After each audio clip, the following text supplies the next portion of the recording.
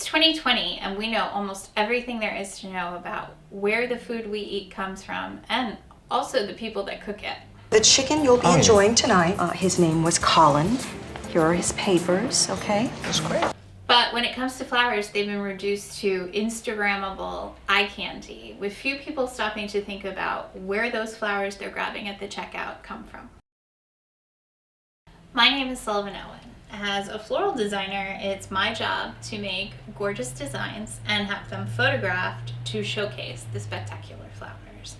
But something that I have always felt is eliminated in the photo process is the people that grow these flowers all over the world. Once I started learning about who grows the flowers that I'm fortunate to get to work with, I could not stop. Take this ranunculus. For 10 years, I've been buying it in the market. It's grown all over the world, but I started to notice some blends of interesting colors. They just looked and felt different. After I bought them, I discovered that not only did they look amazing, but they lasted so much longer than the ranunculus from other parts of the world. Curious, I started asking a few questions and discovered that they come from New Jersey, of all places, which is not exactly a Mediterranean climate. I visited the husband and wife team who grow these ranunculus in March, which is their peak ranunculus season.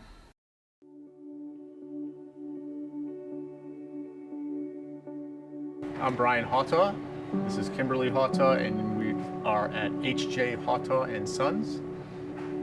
We are a wholesale flower grower in Branchville, New Jersey. And it was originally founded by my grandfather, Harry John Hawtaw. Harry founded it in 1902. Back in those days, cut flower production was a big industry. After my father, really my two uncles, entered the business with my grandfather. They grew calla lilies. They were big carnation growers, and they did some chrysanthemums. In the late 1950s, my grandfather had just passed away. And they were approached by a developer and asked if they wanted to sell the farm. So they started looking around. They finally settled on this farm. So, crazy guys that they were, they tore their entire operation down. They put it on single axle trucks, and they moved it all the way up here, and they rebuilt it. My father and my uncle are getting elderly. They need some help around here. So Kim and I started helping my folks to, where they needed help. And as they passed away, Kim and I bought the shares out of the business, and here we are. I didn't grow up in this business, so I think that I come at it from a little bit of a different perspective. We were having a lot of difficulties in the market with our snapdragons. We were facing a tremendous amount of competition and not really able to sell much of. I remember calling a wholesaler in the city one day and offered him snap that we had for sale. And I heard him pull the phone away from his ear and say, "Hey, it's Hawtaw on the phone. They want to know if we want any snap." And everyone was laughing in the background.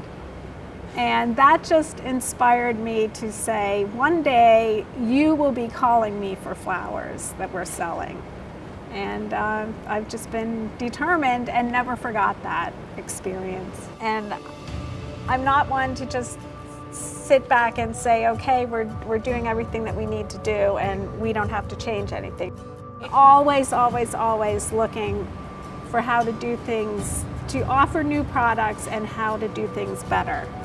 I handle the sales, employees, bookkeeping, growing, fertilization, and quality control, I'll say, which I think is one of the biggest parts of my job, is just making sure that everything that leaves here meets a certain standard.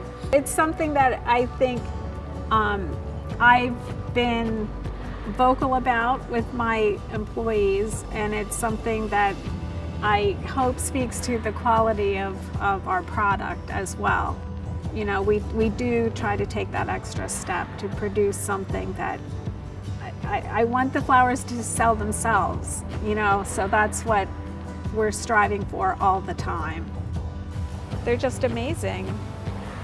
The stripes and the shades of color. How do they do that? I don't know.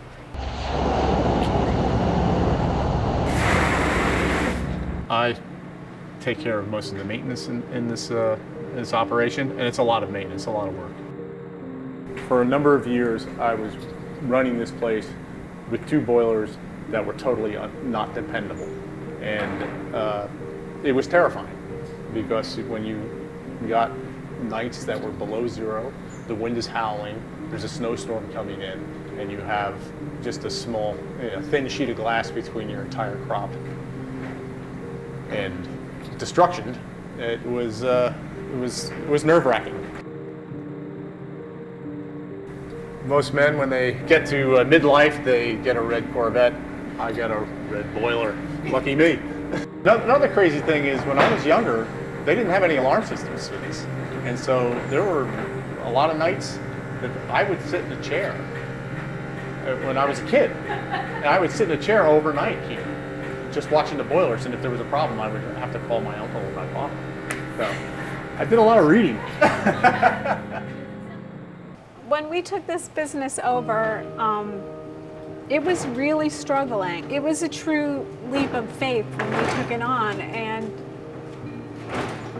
we took it on with the mindset that if we were really meant to do this and meant to continue this, we would have signs and things would work out. And one thing after the next just started falling into place. I also take care of the deliveries to the city. That way, I mean, I could give it to an employee to do, but I love to get out there, talk to my customers, talk to the designers, and just see what's going on in everybody's head, and to see what the competition is doing at the same time. So I continue to do that.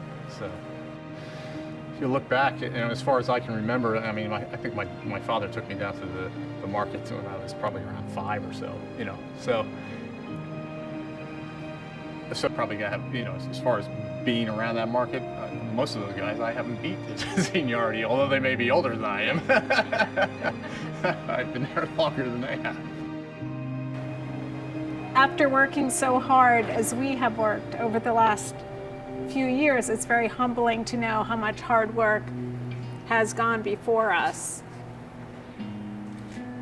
And we have no choice but to honor that legacy and work really hard to maintain the reputation and the quality that they began for us.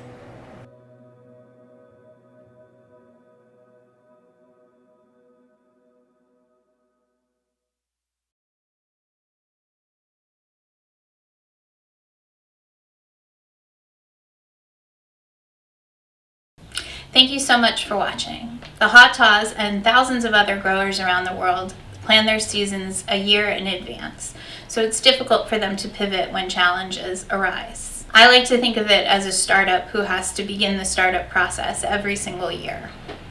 While I've heard from many growers that they have and will continue to have flowers, at least here in the Northeast, no one wants to encourage unsafe behavior in an effort to pick up flowers.